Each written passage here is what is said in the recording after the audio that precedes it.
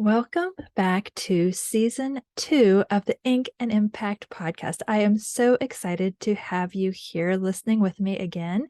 This is actually episode 31 as we kick off season 2, and I have so much to share with you, but I'm going to be mindful of your time and try to keep it to less than 45 minutes. We'll see how this goes. Okay, so I thought we'd also kick off this season with a giveaway. Free book, anyone? Who loves free books? So I'm also going to share practical advice to help you wrap your mind around the book creation process. Whether you are planning to indie publish or traditionally publish, these 5 components that I'm going to share are critical across the board, no matter how you plan to publish. So be sure to stick around to the end of the episode for full giveaway details and prepare to make an impact with your book. All right, you ready to dive in? So I've been reminded of 2 things recently as I've been working with some private book coaching clients. And that is, number 1, aspiring authors often don't understand the publishing process. They don't understand the time involved, the costs involved, and the work required. They also, number 2, don't know how or where to find trustworthy advice and service providers. So I'm going to dive into all of this a little bit more here.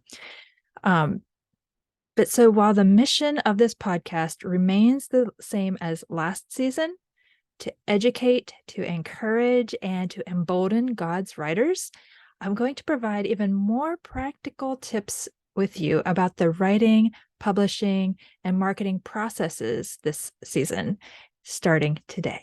Okay. So, how am I qualified to help you? It dawned on me that you might be wondering who I am and how exactly I'm qualified to help you write and publish your book. When looking back and listening to all of season 1's episodes, all 30 episodes, I realized that I never fully explained my qualifications as a book coach. Okay, so lesson learned, learning curve. Here's a summary of my experience. So I fell in love with the publishing industry during a micro internship at the University of Pittsburgh Press during my the month of January, actually, during the junior year of college. So there I was, introduced to the world of galleys and page proofs, acquisition editors and developmental editors, line editors and proofreaders, typesetting and book catalogs. As an English and history major, I just fell in love. I knew right then and there that was what I wanted to do for a living. I wanted to work in the book publishing industry. Following graduation, I moved to the Wilmington, North Carolina area where there aren't any major book publishers, right? But I was so blessed. God was working and just made the connection so that I was hired as the editor of a niche self-publishing book company here locally. And it was 1996 when self-publishing was just emerging. So much has changed about the industry over the years. So in 2006, I formed my own company, Lasting Legacies, which specializes in creating premium commissioned biographies. And that continues to be my primary service. But I've also co-authored a variety of nonfiction books, and I am currently working on my first historical fiction novel. And it's definitely a work in progress. You've heard about it all last season, and it'll probably still be a while because I'm working on so many different things, right? But I am still working on the historical fiction novel. So I pull from all of this experience, plus today's latest book industry trends, to offer you relevant quality information here on the podcast and in my private book coaching services. But even more important than any of that is the fact that I'm a fellow Christian writer. In addition to wanting to write books and materials that reflect his love and truth, I also feel called to specifically equip and encourage fellow Christian writers like you from a biblical standpoint. So it's easy to get caught up in the tasks and to-dos of writing and publishing without really thinking about God in the daily grind. Let alone inviting him into the process with us. And ask me how I know. I've been guilty of this even recently. So my goal with the podcast and in the new Christian writing community that I'm preparing to launch very soon, more about that later in the episode, is to help each of us, you and me, keep God at the center of our writing journeys. And one of the best ways that we can do that, in addition to prayer, of course, is to remain in his word. May we meditate on his scripture. And so I pulled one scripture in particular for us to focus on this week. I invite you to join me in whether you memorize it or just reflect on it this week. And that is 1 Thessalonians 2, verse 13. And this is coming from the ESV version. And we also thank God constantly for this, that when you received the word of God, which you heard from us, you accepted it not as the word of men, but as what it really is, the word of God, which is at work in you believers. May we think of this verse as we write for our readers. Really take that in. What we write matters, and it truly can make an eternal impact. All right, who's ready to dive in and learn how to create a book? And I have 5 critical components that I'm going to share today. So let's say, and maybe you're there already, but let's think ahead, and you have your manuscript written. You have done the hard work, put in the time, and you have that complete manuscript from start to finish. But it's just a Word document or a Google Doc. How do you make it into an actual book? So internet searches, of course, reveal so much information, and it's easy to become overwhelmed. And there are many, many decisions to be made along the way. However, I believe it's important to always keep these 2 overarching non-negotiables in mind. Okay. The first non-negotiable, represent the Lord well by creating a quality book, both in content and packaging. And I'll talk about that in a minute. And the second non-negotiable is to serve your readers well in both content and packaging. So represent the Lord well and serve your readers well. Regardless of your budget or time constraints, all your decisions should be made with these 2 goals in mind. Colossians 3:23 through 24, again from the ESV, says, "Whatever you do, work heartily as for the Lord and not for men, knowing that from the Lord you will receive the inheritance as your reward. You are serving the Lord Christ." All right, so let's dive into the particulars. Here are 5 critical components that every book should include. Number 1, you ready? Quality cover. And that should probably be a no-brainer, right? Everyone knows that. Everyone knows that you judge a book by its cover, right? Now, you might still buy a book even if you don't like that cover, but you're going to have to be motivated to really encourage somehow, won over by phenomenal text right inside, to be won over by a cover that's just meh, right? Or just outright ooh. What makes a quality cover? The appearance of it, the imagery of it. It doesn't have to have a book, like a picture on it. If it's a nonfiction book, especially a lot of devotionals, and other nonfiction books, they just have maybe the text or just the formatting of the text. And that's fine, but it needs to be clear. It needs to be current. There are trends, right? You can tell when you pick up a book if it was printed in, say, the 1960s or the 1990s versus today. There are different trends in fonts and stylings and different things like that. So you want to look at a bookstore or online in your genre. If you're writing devotionals, if you're writing nonfiction, if you're writing a novel, what are similar books to yours? What kind of covers do they have right now? What's the trend? What are selling well? And go with a cover that is similar to those. Your cover, if you're going to be printing your book, As a paperback or a hardcover, you're going to need the front cover, a spine, and a back cover. And that back cover is going to need an ISBN and a barcode, right? The spine needs to have your book title and your name, your author name. And here's a little point. If you are writing a very, very short book, you might not be able to have a spine because there is a page number requirement with any printing company that you go with, whether POD or traditional. There have to be enough pages to make it wide enough, thick enough to have text on the spine. So those are just a few of the things that I wanted to point out to you. When you create a book, you're going to need a good cover. And that also means that you're going to need to find a designer to help you with this. Now, I plan to do a future episode specifically on working with and finding a designer. So stay tuned for that. But I just want to give you that heads up that it's to get a quality cover, it's not going to be something that you're going to create on your own necessarily. I could be proven wrong, especially if you are a graphic designer and you are a whiz at InDesign or some software like that, go for it if you are experienced with that. But if you're not experienced with it, I highly recommend that you outsource that. All right. Number 2, the second critical component out of the 5 is the front matter. Do you know what front matter is?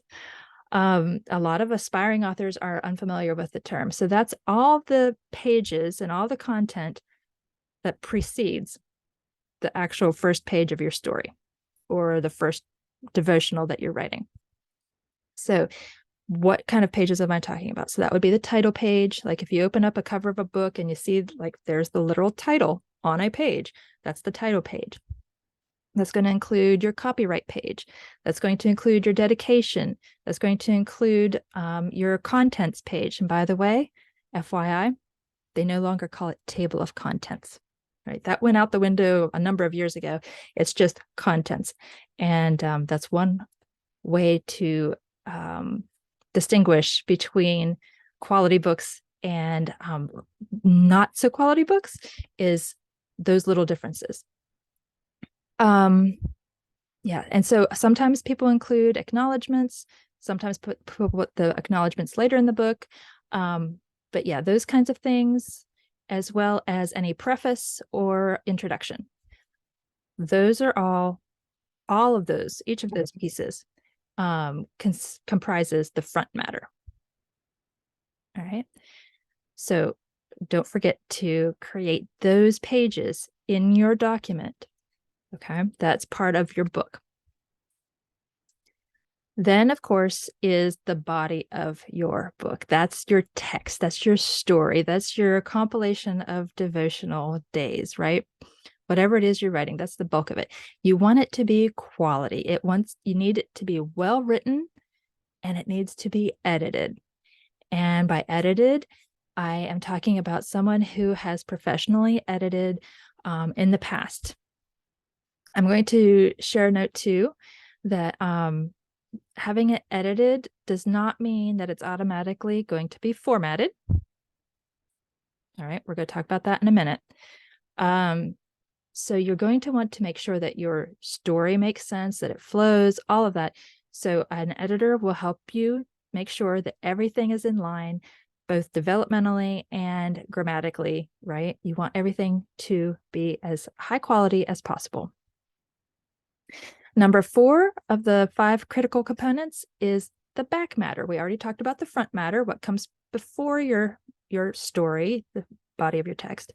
Now we're talking about the end of the book, what comes after your story. Well, that's the back matter. So if you have endnotes, if you have the acknowledgments that you want to choose to put back there, and about the author page, definitely a call to action page. What do you want your reader to do next? Do you want them to go to your website? Do you want them to go to your Amazon author page? Do you want them to download a free offer that you have or sign up for a group that you are leading? Whatever that offer is, make sure that you include that in your last page. Now, here's a thought to consider. If you're writing an ebook, these can be changed really easily. But if you are printing your book, you want to make sure that whatever your call to action is evergreen. Now, what is evergreen? That is just a term that the industry uses to mean that it's long lasting, that whatever you're offering now will be still available and accessible 5 years from now. I'm just throwing it out there.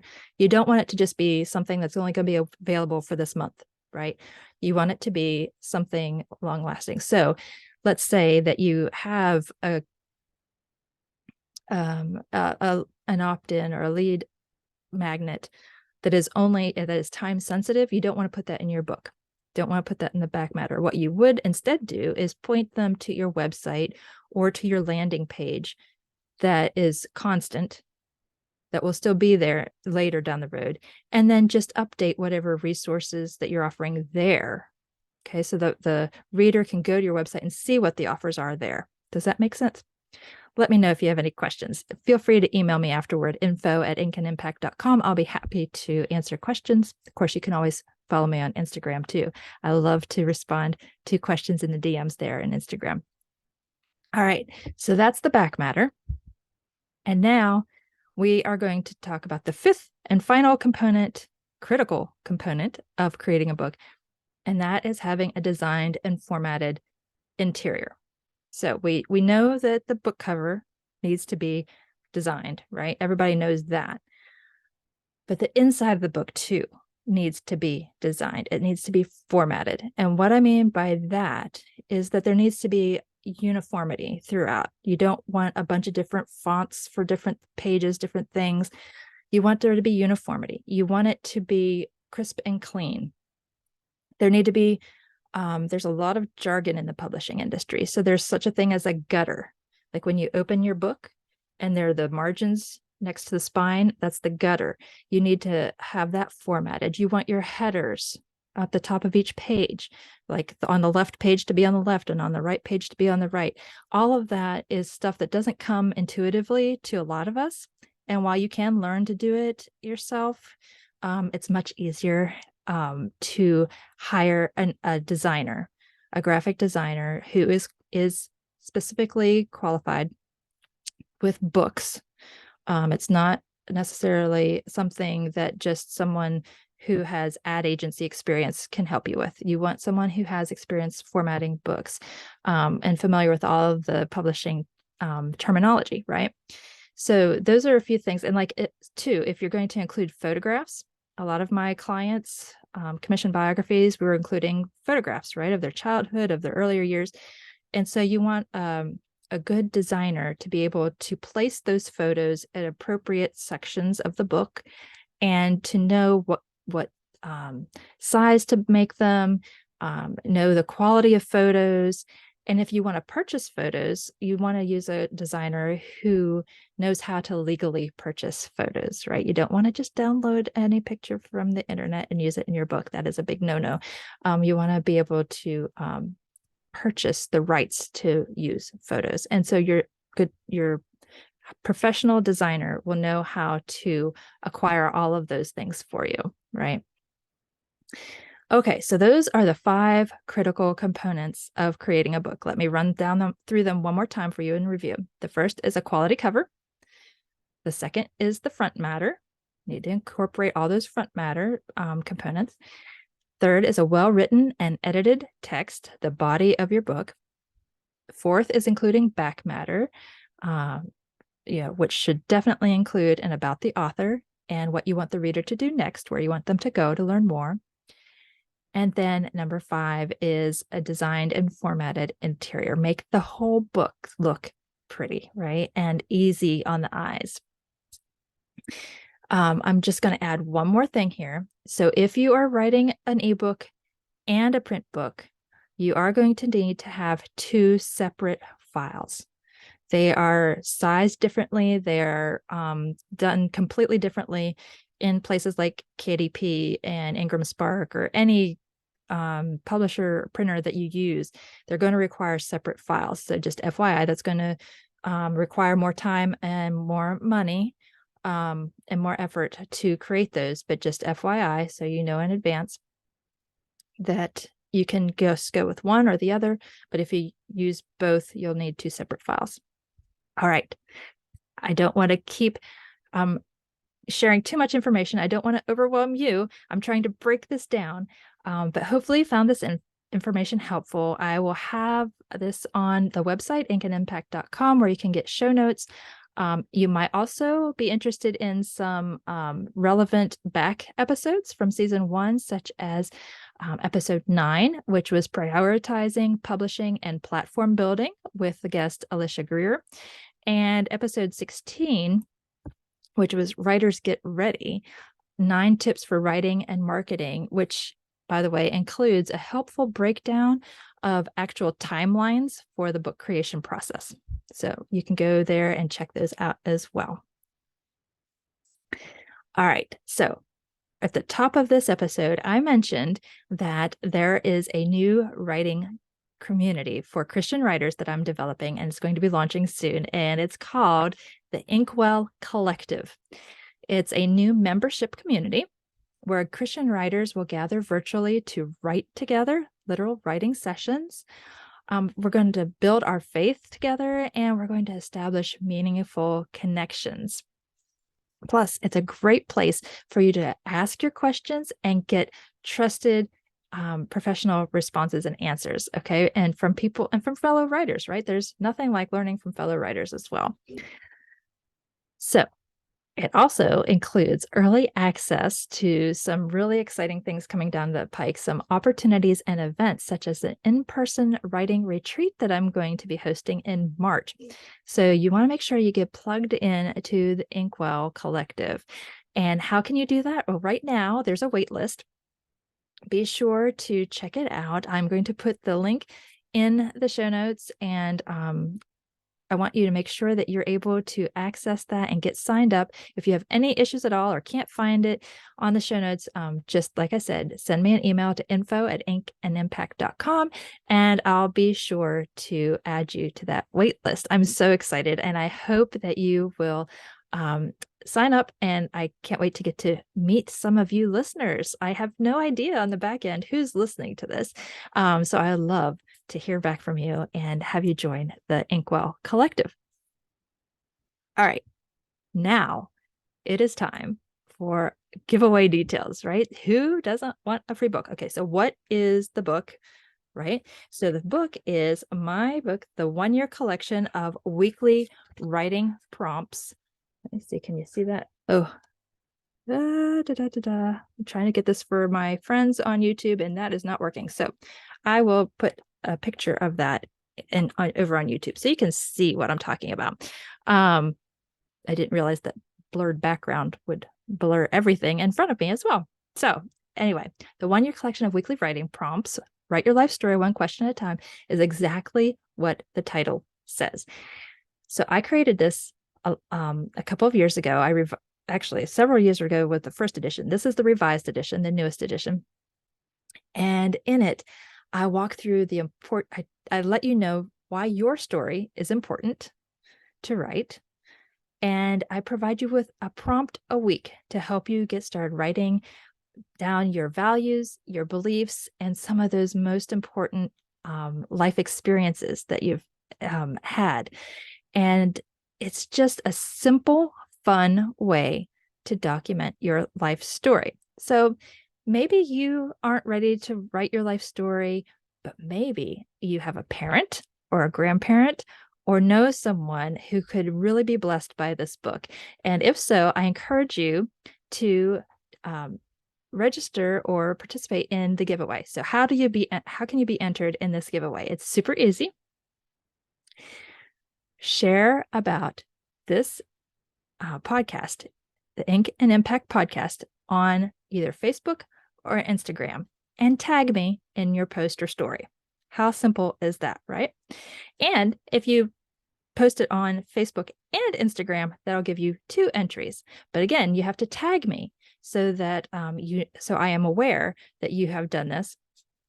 And you can also obviously, in order to tag me, you probably need to follow me on those platforms. I am there. On Facebook, I'm Daleen Bickle Author. And on Instagram, I'm simply Daleen Bickle. So be sure to follow me there and tag me and help spread the word of this podcast.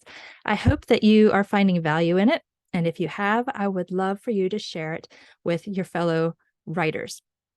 Help me get the word out there. And I would love to help one of you or someone you know document your life story, because that is so important as well. Oh, forgot to mention the deadline. Deadline is February 8th at midnight Eastern Standard Time, and you must be 18 years or old. Can't speak today. 18 years old or older and live within the United States to be entered and win. All right.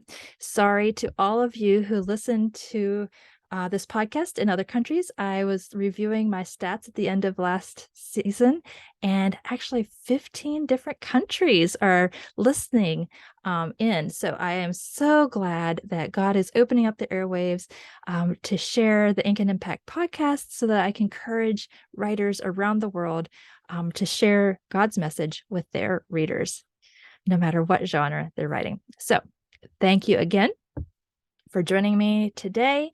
Don't forget to sign up for the waitlist for the Inkwell Collective and enter for a chance to win the 1-year collection of weekly writing prompts book. And finally, subscribe to the Ink and Impact podcast, this podcast, so that you don't miss an episode. Next week, you won't want to miss, because it's going to be about publishing and platform pitfalls based on some industry research that I have conducted within the last week or so. And it's kind of fascinating stuff that I'm going to be sharing with you next week, all very relevant to what we are trying to do as Christian writers. So all that to say, thank you again. Have a blessed week. Take care.